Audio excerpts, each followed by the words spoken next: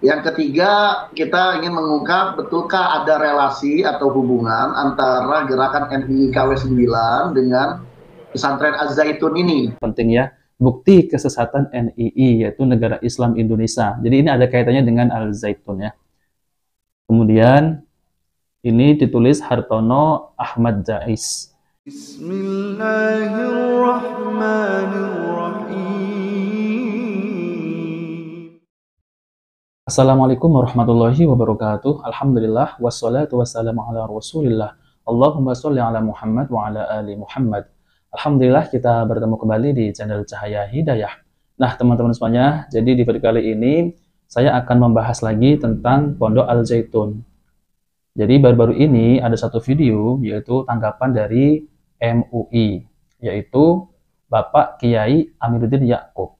Jadi dahulu MUI pernah melakukan penelitian yaitu di Pondok Al-Zaitun karena ada aduan ya dari masyarakat ya, yaitu karena pondok tersebut pernah berkaitan dengan kelompok NII.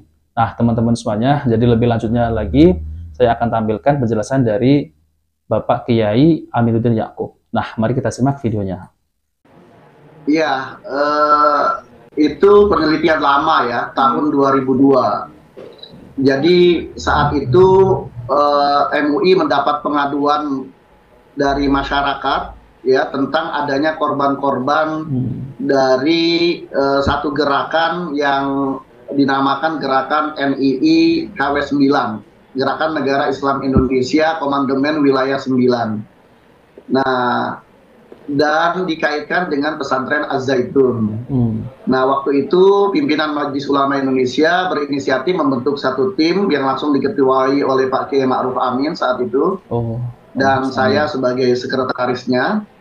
Nah, kita melakukan penelitian lapangan cukup panjang dan berliku karena gerakan NII KW 9 ini adalah satu gerakan yang hidden ya, gerakan bawah tanah yang sangat sulit untuk kita lacak dan kita identifikasi, tapi alhamdulillah berkat bantuan berbagai pihak kita berhasil mendapatkan data-data yang akurat dan akuntabel. Ya, kemudian kita waktu itu meneliti 3 persoalan.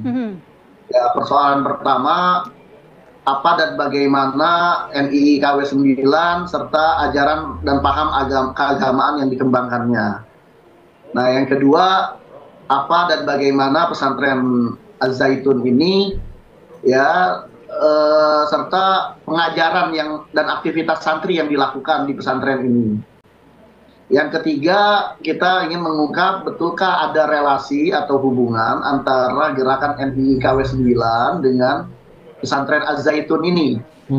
Nah, dari 3 pertanyaan itu kita mendapatkan data-data dan fakta-fakta yang faktual.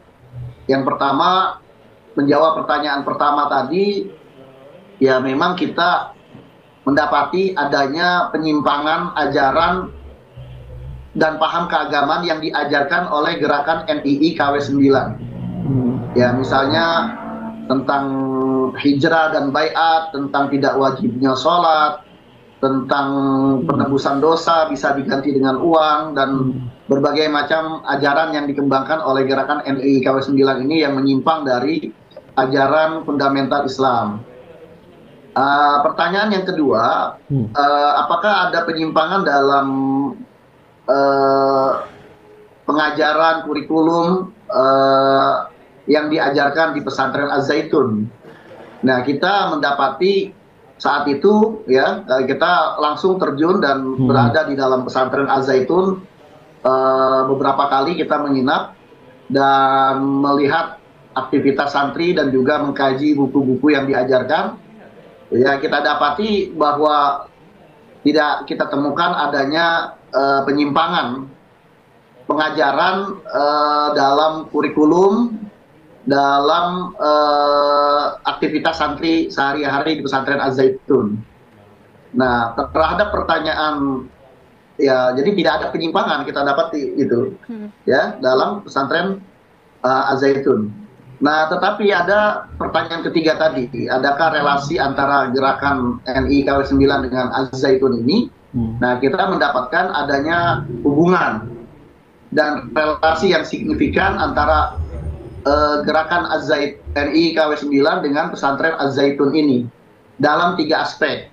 Dalam 3 aspek. Aspek pertama adalah aspek kepemimpinan, di mana kepemimpinan di pesantren Al-Zaitun itu juga adalah para pimpinan di gerakan NII KW9. Eksponen yayasan di pesantren ini juga adalah para pimpinan di gerakan NII KW9. Koordinator rekrutmen santri yang ada di luar pesantren yang merekrut santri itu juga adalah para tokoh dari gerakan NII KW9. Nah, teman-teman semuanya, kita sudah mendengarkan ya dari penjelasan MUI ya, yaitu dahulu pernah melakukan penelitian pada tahun 2002 ya. Nah, teman-teman semuanya, saya menemukan satu artikel ya, dan tentang pergerakan Pondok Al-Zaitun ini ya, tentang penyimpangan ya, teman-teman ya.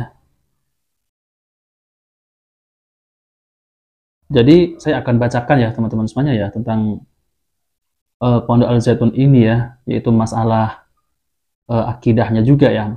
Karena saya lihat ya, saya dengarkan, yaitu dari Panji Gumilang itu apabila menafsirkan ayat itu dengan pemikiran sendiri. Seperti sholat id yang kemarin itu jarak-jarak ya, itu pun Panji Gumilang ya menafsirkan ayat ya, Al-Mujadalah ya, ayat 11 ya. Itu juga menafsirkan dengan pemikiran sendiri. Padahal sholat Al-Mujadalah ayat 11 itu kan tidak ada hubungannya, tidak ada kaitannya dengan sholat jarak-jarak, akan tapi tentang bermajelis ya. Ketika itu Nabi Shallallahu Alaihi Wasallam itu kan mengadakan majelis ya. Itulah semestinya ya. Semestinya ini panjang pembahasannya, tapi pernah saya bahas di channel juga ya. Nah, teman-teman semuanya, jadi ini yang poinnya yang penting ya. Bukti kesesatan NII, yaitu Negara Islam Indonesia. Jadi ini ada kaitannya dengan Al-Zaitun ya. Kemudian ini ditulis Hartono Ahmad Jais, NII Pesantren Al-Zaitun, bukti-bukti kesesatan NII KW9 Abu Toto ya. Sepak terjang NII KW9 Negara Islam Indonesia, Komandan Wilayah 9 dalam kurun waktu di bawah kepemimpinan Haji Abdul Karim dan kemudian Haji Muhammad Rais dari tahun 1984 sampai 1992 maupun di bawah kepemimpinan Abu Toto Asy-Syaikh AS Panji Gumilang, gelar kebesarannya saat ini. Sejak dari tahun 1992 hingga tahun 2001, telah menimbulkan banyak korban secara nyata yang lebih banyak dirugikan, baik moral maupun material oleh KW9. Sejak masa Haji Karim sampai Abu Toto adalah umat Islam pada umumnya, dan secara khusus kalangan NII atau DI Darul Islam. Nah, teman-teman semuanya, kerugian yang dideritai umat Islam secara moral adalah telah tercemarnya pemikiran dan pemahaman mereka tentang Islam ya, sehingga mereka sama sekali tidak menyadari dan tanpa terasa telah terjerumus pada suatu keyakinan yang menjungkir balikkan prinsip-prinsip keimanan, yaitu akidah ya, yang untuk selanjutnya berdampak pada pelecehan terhadap syariat serta bermuara pada kemerosotan akhlak. Nah, kan teman-teman semuanya, ini sudah lama artikel ini ya, kan, tetapi memang ya dalam video tersebut juga banyak penyelewengan, penyimpangan terhadap tentang masalah jarak sholat ya. Kemudian suatu tindakan pemurtadan ya sekaligus penindasan dan pemiskinan telah berlangsung terhadap umat Islam Indonesia yang dilakukan oleh KW9 di Indramayu, Jawa Barat. Gerakan sesat yang mengatasnamakan NII di balik pesantren mewah Al-Zaitun suatu tindak kejahatan politik, sosial, dan pelanggaran HAM yang sangat serius yang mungkin belum pernah dilakukan oleh kelompok sempalan maupun yang ada dalam masyarakat dan bangsa Indonesia. Nah, teman-teman semuanya, ini adalah masalah akidah, penyimpanan akidah ya. Kezaliman yang paling dahsyat yang dilancarkan oleh KW9 ya, baik pada masa kepemimpinan Haji Abdul Karim, yaitu Haji Rais, maupun kepemimpinan Abu Toto adalah menciptakan syirik. Berdasarkan data-data yang telah tertuang di atas dan beberapa kesaksian dan laporan para mantan pengikut Abu Toto maka syirik yang diciptakan NIIKW 9 dalam kurun 1984 sampai 2001 sekarang adalah menyusun sistematik tauhid secara serampangan. Nah, ini yang paling bahaya ya.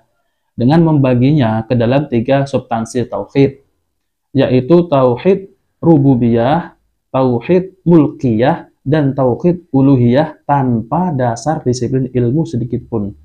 Tanpa dasar sedikit ilmu sedikit pun ya. Pertama ya, jadi ini ya teman-teman semuanya. Yang pertama, mereka mengumpamakan tauhid rububiyah dengan akar kayu. Nah, kok bisa dengan akar kayu ya? Mulkiyah adalah batang kayu ya. Tauhid uluhiyah adalah buahnya. Nah, kan aneh ya seperti ini ya. Selain itu, mereka juga menafsirkan rububiyah dengan undang-undang. Kemudian tauhid mulkiyah adalah negara dan uluhiyah adalah umatnya.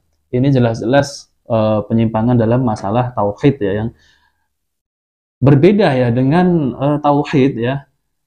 Tauhid yang salafi ya. Tauhid salafi itu kan ada dalilnya ya. Pembagian tauhid yaitu kalau salafi itu rububiyah, uluhiyah, dan asma wa sifat ya. Kemudian kita kembali lagi ya tentang masalah tauhidnya orang NII ini ya. Yaitu kan tadi tauhid pertama itu adalah tauhid rububiyah, kemudian mulkiyah, kemudian uluhiyah ya. Dan tafsirannya itu semacam itu sungguh sangat menyesatkan ya. Masa tauhid rububiyah itu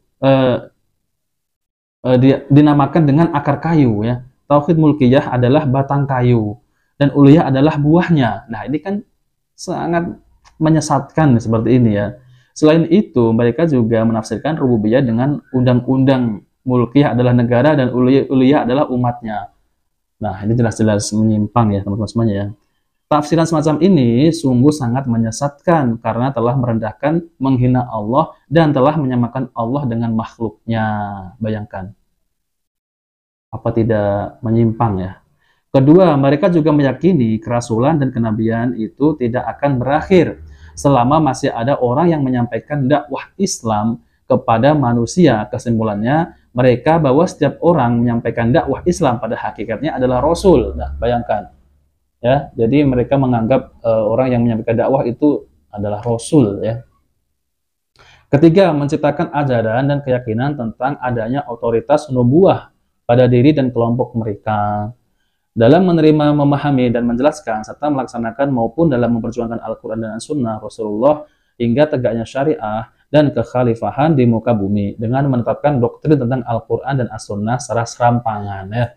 Ya seperti yang kemarin itu juga menafsirkan secara serampangan kan, serta sangat menyesatkan antara lain, yaitu pertama, Al-Quran adalah wahyu yang diturunkan kepada Muhammad SAW untuk menata dunia secara baik dan benar menurut yang dikehendaki dan ditetapkan Allah. Dengan demikian, Al-Quran juga sebagai undang-undang, hukum, dan tuntunan yang harus diterima dan dilaksanakan manusia. Namun dalam praktiknya, bagaimana mereka mensikapi, memperlakukan, ataupun dalam memahami Al-Quran, maka itu terserah manusia, yakni bebas melakukan takwil maupun tafsir baik terhadap ayat yang muhkamat maupun yang mutasyabihat.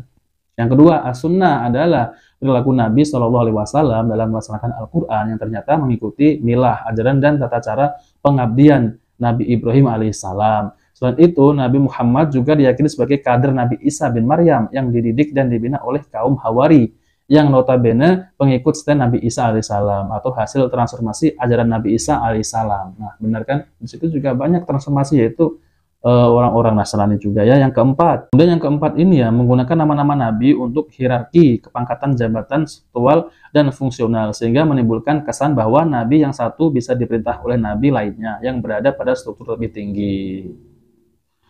Nah, teman-teman semuanya, ini semestinya banyak sekali ya tentang masalah penyimpangan ini, tentang masalah zakat ya, dan banyak lagi teman-teman semuanya. Jadi saya dan dengan masalah kurban ya, dan dengan masalah apa lagi ini banyak ya teman-teman semuanya. Jadi saya tidak bisa bacakan semuanya.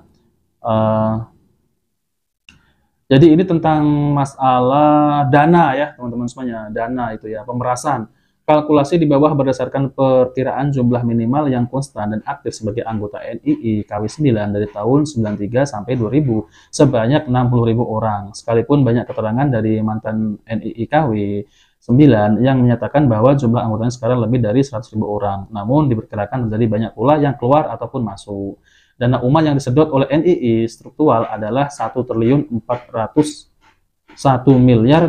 juta rupiah yang kemudian diwujudkan dalam bentuk bangunan mewah Mahat Al Zaitun yang konon biayanya menelan angka sampai hitungan sekitar 4 triliun rupiah. Maka kekurangan dari jumlah keseluruhan yang dibutuhkan oleh Al Zaitun masih banyak. Menurut penuturan salah seorang mantan pengikut Abu Toto yang sempat dipercayakan memegang posisi Majelis Hai'ah semacam Departemen Keuangan, Pak Andreas Ismail Subarja, dana abadi yang berhasil dikumpulkan oleh KW9 hingga akhir tahun 96 saja sudah mencapai 40 miliar rupiah. Dan seluruh dana yang ada dalam KW9 dimasukkan dalam rekening Bank CIC atas nama Abu Ma'arik alias Abu Toto Abdussalam alias Panji Gumilang dan keluarganya. Nah, teman-teman semuanya, inilah ya dana yang diambil dari anggota ya, dari anggotanya itu sampai mencapai bermiliar-miliar itu pada tahun 996 ya, pada tahun 96 mengumpulkan sampai 40 miliar ya, 40 miliar, bayangkan ya. Nah, teman-teman semuanya, jika video ini bermanfaat, jangan lupa like dan subscribe di channel Cahaya Hidayah. Wabillahi taufiq wal hidayah. Wassalamualaikum warahmatullahi wabarakatuh.